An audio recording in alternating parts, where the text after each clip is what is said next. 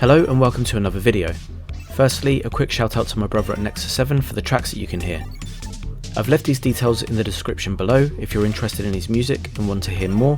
Also, if you enjoy this video, please leave a like, subscribe and hit that notification bell for future updates. It will really help this channel to grow. With that out of the way, a lot of information has dropped over the last week on the upcoming Division 2 DLC Warlords of New York.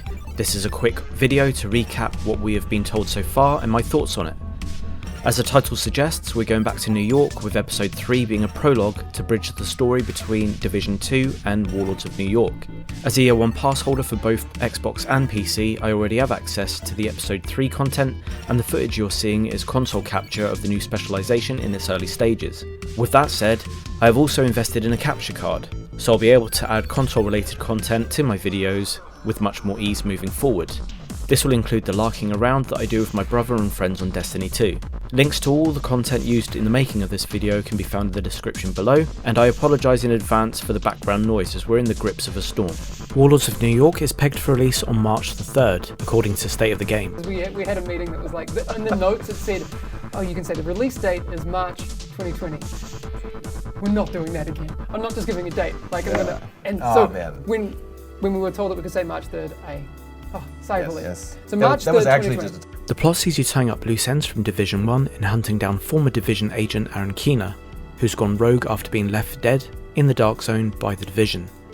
He is out for revenge and intends to do so by sowing chaos using a weaponized version of the virus that he's been working on all of this time. This will all take place in Division 1's former Dark Zone, Lower Manhattan. To get to him, you'll have to take down 4 other rogue agents. Vivian Connolly is the first of these, a former counter-terrorism intelligence agent and a chemicals engineer located in the Twin Bridges area.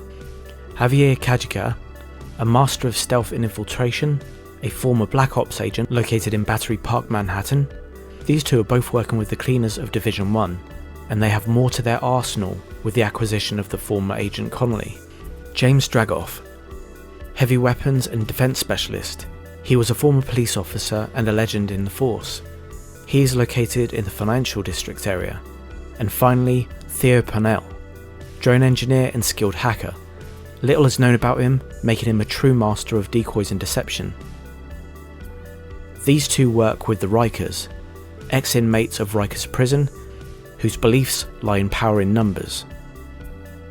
Aaron Keener is believed to be held somewhere in the Civic Center area, and you'll need to take down the other 4 to get to him. Your base of operations is a civilian settlement known as Haven and is run by Paul Rhodes. They do not trust you due to the activities of Aaron Keener and his rogue agents, so you have to build up trust. Acting commander of Division activities in New York is Fei Lau of Division 1. The gameplay walkthrough trailer indicates that you'll need to follow the breadcrumbs to gain access to the 4 rogue agents. Helping the locals and completing missions will progress you towards taking them out individually and eventually lead to Keener. Talking about missions and world gameplay, State of the Game have confirmed that you can change the world difficulty and missions up to heroic. These are completable solo or in a group and will scale to the group size. In addition, they have re-added directives from Division 1. These are modifiers that can be added singularly, a mix, or add them all should you so please. These can be toggled on and off at will if you find yourself in a bit of a bind or if you want a real balls to the wall experience. This further deepens the challenge and is also available in both world and mission content.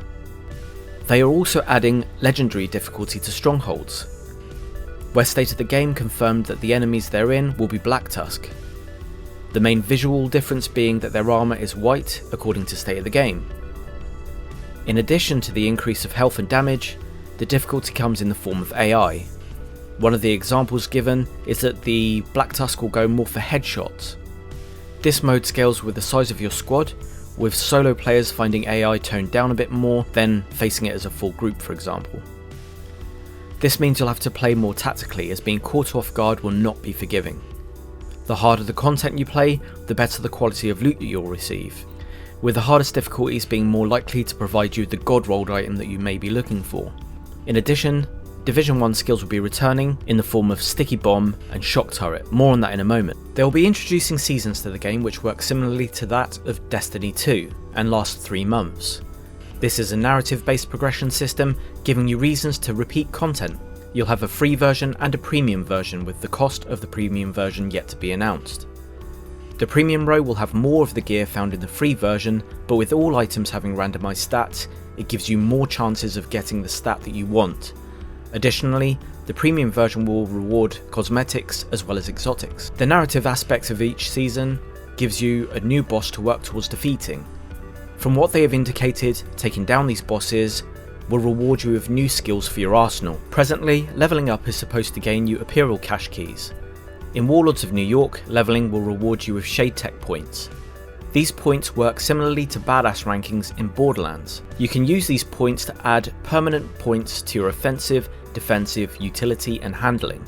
Whilst only being incremental, these points improve things like headshot damage, skill power, armor and ammo capacity, to name but a few. Scavenging has returned, but not in the form of Division 1 scavenging. All they really said in State of the Game is that this is an uncapped system that can be used to obtain crafting materials or credits. When the second raid launches, it will be completable by all Division 2 players and not just DLC owners. It will be available for levels 30 and 40, but directives are not available for this mode. They touched briefly on the Dark Zone in State of the Game, stating that there will be no new Dark Zones, but they are tweaking it to be more for PvP focused players with full PvP gear. Signature weapons and ammo will be removed from the Dark Zones, as it's been stated that they do unbalance the PvP aspect.